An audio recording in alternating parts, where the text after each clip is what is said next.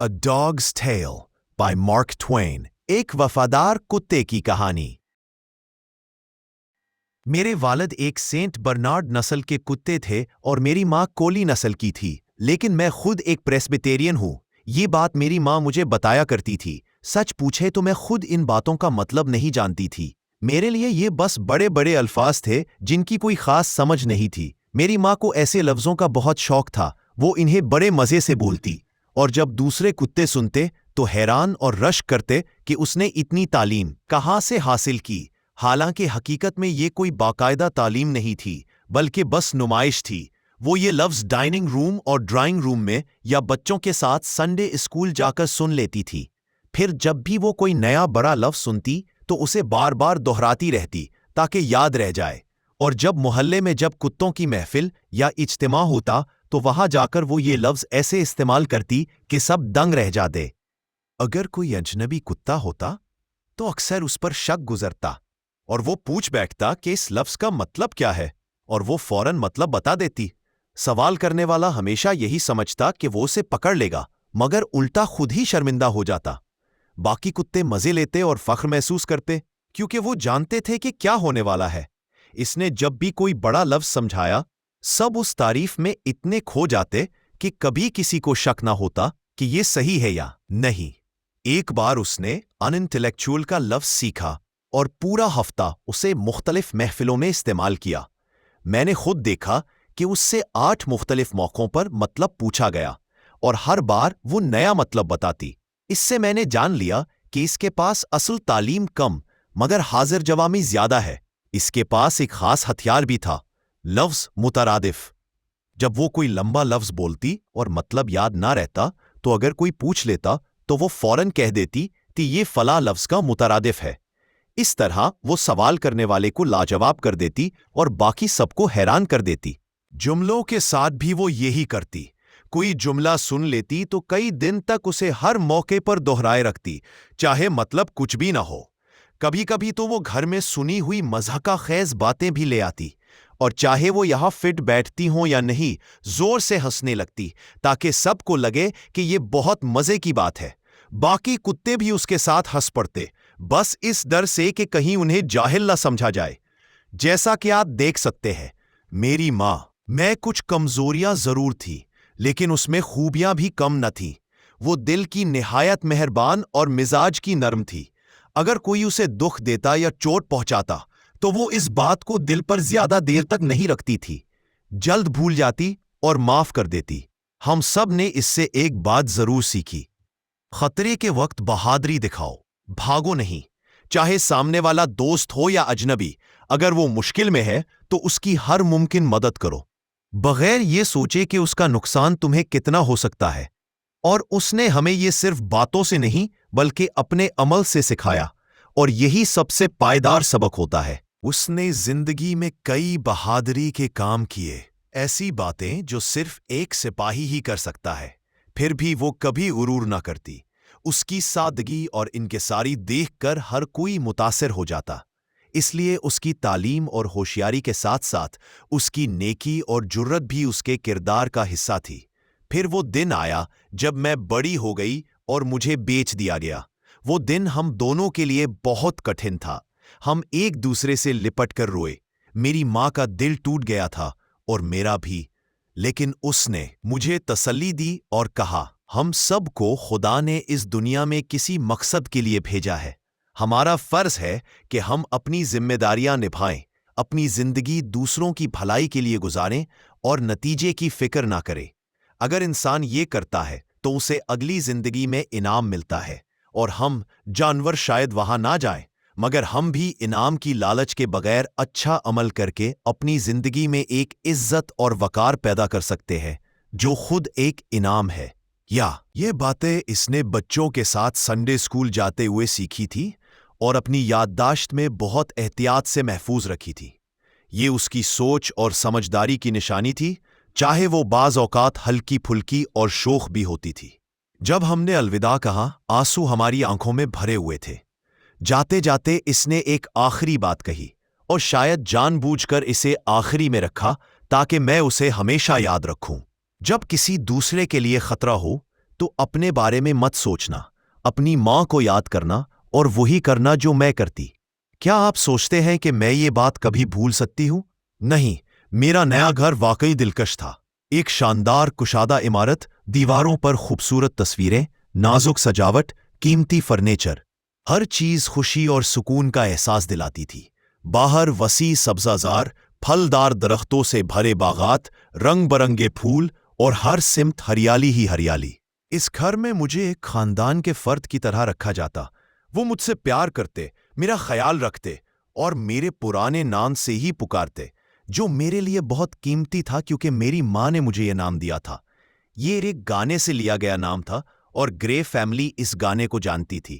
Mrs گرے 30 سال کی نہایت حسین اور نرم مزاج خاتون تھیں۔ سیڈی، ان کی بیٹی 10 سال کی، بالکل اپنی ماں کی ننھی سی نقل، سرخی مائل بال، خوبصورت فراک پہنے، ہر وقت شوخ مسکراہٹ لیے پھرتی۔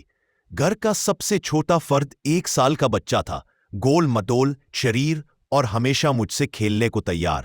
وہ اکثر اپنی چھوٹی بانہیں میرے گرد ڈال کر ہنستا رہتا اور میں بھی خوشی سے اس کے ساتھ کھیلتی۔ مسٹر گرے 38 سال کے تھے، لمبے دبلی پتلی جسامت، ماتھے کے سامنے سے تھوڑے گنجے، مگر ذہانت اور سنجیدگی ان کے چہرے سے جھلکتی تھی۔ وہ ایک مشہور سائنسدان تھے۔ میں یہ لفظ نہیں سمجھتی تھی، مگر جانتی تھی کہ ان کی ایک خاص لیبارٹری ہے جہاں عجیب و غریب مشینیں، تار، بوتلیں اور شیشے کے جار رکھے ہوتے۔ ہر ہفتے دوسرے سائنسدان وہاں آتے، تجربات کرتے اور گہری بحث میں مصروف رہتے۔ میں بھی کبھی کبھار وہاں چلی جاتی، سننے کی کوشش کرتی، مگر کچھ سمجھ نہ آتا۔ پھر بھی میں اپنی ماں کی یاد میں کچھ سیکھنے کی کوشش ضرور کرتی۔ میرے دن خوشیوں سے بھرے ہوئے تھے۔ کبھی میں مسز گرے کے کام کے کمرے میں ان کے قدموں کے پاس لیٹ جاتی اور وہ نرمی سے اپنا پاؤں مجھ پر رکھ دیتی، جیسے پیار کا اشارہ۔ کبھی نرسری میں بچے کے پاس وقت گزارتی جب وہ سو رہا ہوتا اور نرس چند لمحوں کے لیے باہر جاتی۔ کبھی سیڈی کے ساتھ باغ میں دوڑ لگاتی، پھر گھاس پر سائے میں لیٹ کر آرام کرتی جبکہ وہ کتاب پڑھتی۔ پڑوس میں بھی کچھ اچھے دوست تھے، خاص طور پر ایک نہایت خوبصورت کھنگریالے بالوں والا آئرش سیٹر جس کا نام رابن ایڈیر تھا۔ وہ بھی میری طرح پریسبیٹیرین تھا اور ایک اسکاچ وزیر کے گھر سے تعلق رکھتا تھا۔ ہمارے گھر کے سب نوکر مجھ سے محبت کرتے تھے، ہر کوئی مجھ پر مہربان تھا اور میری زندگی میں خوشی ہی خوشی تھی۔ اس سے زیادہ خوش قسمت یا شکر گزار کتا شاید ہی کوئی ہوتا۔ میں ہمیشہ اپنی ماں کی باتیں یاد رکھتی اور کوشش کرتی کہ ہر وقت اچھا اور صحیح کروں تاکہ وہ فخر محسوس کرے۔ پھر ایک دن میرا اپنا ننھا سا کتا آ گیا۔ اوہ کتنا پیارا تھا، ملائم مخملی سا، چالاک ننھے پنجے، محبت بھری آنکھیں اور معصوم سا چہرہ۔ جب بچوں اور ان کی ماں کو اس سے کھیلتے دیکھتی تو میرا دل خوشی سے بھر جاتا۔ لگتا تھا جیسے زندگی اس سے بہتر ہو ہی نہیں سکتی۔ پھر سردی کا موسم آ گیا۔ ایک دن میں نرسری میں تھی، بچہ اپنے پالنے میں سو رہا تھا اور نرس باہر گئی ہوئی تھی۔ میں بھی سکون سے بستر پر لیٹا تھا کہ اچانک چمنی سے ایک چنگاری نکلی اور پالنے کے اوپر لگے کپڑے والے خیمے میں آگ لگ گئی۔ پہلے ایک لمحے کو تو میں دروازے کی طرف دوڑ پڑا، مگر اگلے ہی پل میری ماں کی آخری نصیحت میرے کانوں میں گونج گئی۔ میں فوراً پلٹی اور آگ کے شعلوں میں سر ڈال کر بچے کو اس کی کمر کی پٹی سے کھینچ نکالا۔ دھوئیں اور گرمی میں گھسٹتے ہوئے میں اسے ہال کے کونے تک لے آئی۔ میرا دل خوشی اور فخر سے بھر گیا کہ میں نے اسے بچا لیا، مگر اچانک مالک کی غصے بھری آواز آئی، تم بدتمیز جانور! اس نے اپنی چھڑی سے مجھے مارنے کی کوشش کی۔ میں بھاگنے لگی مگر وہ تیز تھا۔ ایک زوردار ضرب میرے بائیں پاؤں پر پڑی اور میں درد سے چیخ مار کر گر گئی۔ وہ دوبارہ مارنے ہی والا تھا کہ نرس کی آواز گونجی، نرسری میں آگ لگ گئی ہے۔ وہ فوراً وہاں بھاگ گیا اور میں بچ گئی۔ درد شدید تھا، مگر مجھے پتا تھا کہ وہ واپس آ کر مجھے پھر ڈھونڈ سکتا ہے۔ میں 3 ٹانگوں پر لنگڑاتی ہوئی اوپر گیرٹ چھوٹے کمرے تک گئی جہاں پرانی چیزیں رکھی تھیں۔ اندھیرے میں ایک کونے میں جا کر چھپ گئی۔ دل اتنا ڈرا ہوا تھا کہ سانس تک روک لی۔ کچھ دیر تک نیچے شور رہا، چیخیں، دوڑتے قدم، افراتفری۔ پھر سب کچھ خاموش ہو گیا۔ میں نے سکون کا سانس لیا، لیکن یہ سکون زیادہ دیر نہ ٹکا کیونکہ کچھ ہی دیر بعد میرا دل دہلا دینے والی آواز آئی۔ وہ مجھے پکار رہے تھے، نام لے کر، ہر کمرے میں، ہر کونے میں مجھے ڈھونڈ رہے تھے۔ میں کانپ اٹھی۔ ان کی آواز ہال میں، کمروں میں، تہہ خانے میں، پھر باہر اور دور تک جاتی رہی۔ یہ سلسلہ اتنا لمبا چلا کہ لگا جیسے کبھی ختم نہیں ہوگا۔ آخرکار شام کا دھندلا اندھیرا آہستہ آہستہ مکمل سیاہی میں ڈھل گیا اور تلاش رک گئی۔ پھر اس بابرکت خاموشی میں میرا خوف آہستہ آہستہ کم ہوتا گیا اور میں سکون سے سو گئی۔ نیند بہت اچھی تھی، مگر شام ڈھلنے سے پہلے ہی آنکھ کھل گئی۔ میں خود کو کافی ہلکی پھلکی محسوس کر رہی تھی اور اب ایک منصوبہ سوچ سکتی تھی۔ میں نے ایک زبردست منصوبہ بنایا۔ آہستہ آہستہ رینگتے ہوئے پچھلی سیڑھیوں سے نیچے اترنا، تہہ خانے کے دروازے کے پیچھے چھپ جانا اور موقع ملتے ہی باہر نکل کر بھاگ جانا۔ جب آئس مین صبح صبح فریج بھرنے آئے، پھر دن بھر کہیں چھپی رہتی اور رات ہوتے ہی سفر شروع کر دیتی۔ سفر کسی ایسی جگہ کا جہاں کوئی مجھے نہ پہچانے اور نہ ہی مالک کے حوالے کرے۔ یہ سوچ کر میں خوش ہو گئی، مگر اچانک خیال آیا، اپنے کتے کے بغیر زندگی کیسی ہوگی؟ یہ سوچ کر دل بیٹھ گیا۔ اب کوئی منصوبہ باقی نہیں رہا۔ میں نے طے کر لیا کہ بس یہیں رہنا ہے اور جو ہونا ہے ہونے دینا ہے۔ ماں کہا کرتی تھی، یہی زندگی ہے۔ پھر اچانک دوبارہ پکار سنائی دی۔ میرا سارا غم لوٹ آیا۔ میں نے دل میں کہا، مالک کبھی معاف نہیں کرے گا۔ مجھ نہیں آتا تھا کہ میں نے ایسا کیا کیا جو اسے اتنا سخت اور ناقابل معافی لگا۔ شاید یہ انسان سمجھ سکتے ہیں، مگر ایک کتیا کے لیے یہ راز ہی تھا۔ وہ دن رات میرا نام پکارتی رہی۔ بھوک اور پیاس سے میں نڈھال ہو گئی اور بہت کمزور پڑ گئی۔ کمزوری میں نیند زیادہ آتی ہے، اسی لیے میں بار بار سو جاتی۔ ایک بار خوف سے آنکھ کھلی، یوں لگا جیسے پکار بالکل قریب سے آ رہی ہے، اور واقعی وہ قریب تھی۔ یہ سیڑھی کی آواز تھی، وہ رو رہی تھی، میرا نام ٹوٹے پھوٹے لفظوں میں لے رہی تھی۔ جب میں نے اسے کہتے سنا، ہمارے پاس واپس آ جاؤ، معاف کر دو، تمہارے بغیر سب کچھ اداس ہے، تو خوشی سے میرا دل بھر آیا۔ میں نے ہلکی سی آواز نکالی اور اگلے لمحے سیڑھی اندھیرے میں لڑکھڑاتی ہوئی آ گئی اور خوشی سے چیخی، وہ مل گئی، وہ مل گئی۔ اس کے بعد کے دن کمال کے تھے۔ ماں، سیڑھی اور نوکر سب میرا بے حد خیال رکھتے۔ میرا بستر ہمیشہ بہترین ہوتا اور کھانے میں لذیذ سے لذیذ چیزیں ملتی۔ روز محلے کے لوگ آتے اور میری بہادری کی کہانی سنتے۔ سب کہتے کہ میں نے بچے کی جان بچانے کے لیے اپنی جان خطرے میں ڈالی۔ جب لوگ پوچھتے کہ میں لنگڑا کیوں گئی ہوں، تو وہ شرمندہ ہو کر بات بدل دیتے اور کبھی ان کی آنکھوں میں آنسو آ جاتے۔ کچھ لوگ کہتے کہ یہ محض ایک جانور کی جبلت تھی، مگر مالک کا کہنا تھا، یہ جبلت سے بڑھ کر ہے، یہ سمجھ بوجھ ہے اور کئی انسانوں میں بھی یہ نہیں ہوتی۔ پھر ہنستے ہوئے کہتا، میں تو سمجھا کہ کتیا پاگل ہو گئی ہے اور بچے کو نقصان پہنچا رہی ہے، حالانکہ حقیقت میں وہ بچے کی جان بچا رہی تھی۔ لوگ بحث کرتے رہے اور میں اس سب کا مرکز تھی۔ دل چاہتا تھا کہ ماں یہ سب دیکھتی تاکہ انہیں مجھ پر فخر ہوتا۔ پھر وہ لوگ پودوں کی بات کرنے لگے، جس میں میری دلچسپی تھی، کیونکہ گرمیوں میں میں اور سیڑھی بیج بوتی تھی۔ میں زمین کھودنے میں اس کی مدد کرتی اور کچھ دن بعد پودا نکل آتا۔ ایک حیرت انگیز تجربہ۔ کاش میں بات کر سکتی تاکہ انہیں بتا پاتی کہ میں کتنا جانتی ہوں، لیکن جب وہ دوبارہ آنکھ اور نظر والی سست بحث پر آ گئے تو میں بور ہو گئی اور سو گئی۔ جلد ہی موسم بہار آ گیا۔ دھوپ نرم اور خوشگوار تھی۔ پیاری ماں اور بچے مجھ سے اور کتے کے بچے سے پیار کرتے، پھر سفر پر نکل گئے اور اپنے رشتہ داروں سے ملنے چلے گئے۔ ماسٹر ہمارے لیے کوئی خاص ساتھی نہیں تھا، مگر ہم دونوں ایک ساتھ کھیلتے اور وقت اچھا گزرتا۔ نوکر بھی مہربان اور دوستانہ تھے، اس لیے ہم نے دن خوشی سے گزارے اور خاندان کے واپس آنے کا انتظار کیا۔ پھر ایک دن وہ لوگ واپس آئے اور کہا، اب ٹیسٹ کا وقت ہے۔ وہ کتے کے بچے کو لیبارٹری میں لے گئے۔ میں بھی لنگڑاتی ہوئی پیچھے گئی، فخر محسوس کرتے ہوئے، کیونکہ جو توجہ کتے کے بچے کو مل رہی تھی وہ میرے لیے بھی خوشی کا باعث تھی۔ وہ لوگ بحث کرتے اور تجربے کرتے رہے۔ پھر اچانک کتے کے بچے نے چیخ ماری۔ انہوں نے اسے فرش پر بٹھا دیا۔ وہ لڑکھڑاتے ہوئے ادھر ادھر ہوا، اس کا سر خون آلود تھا۔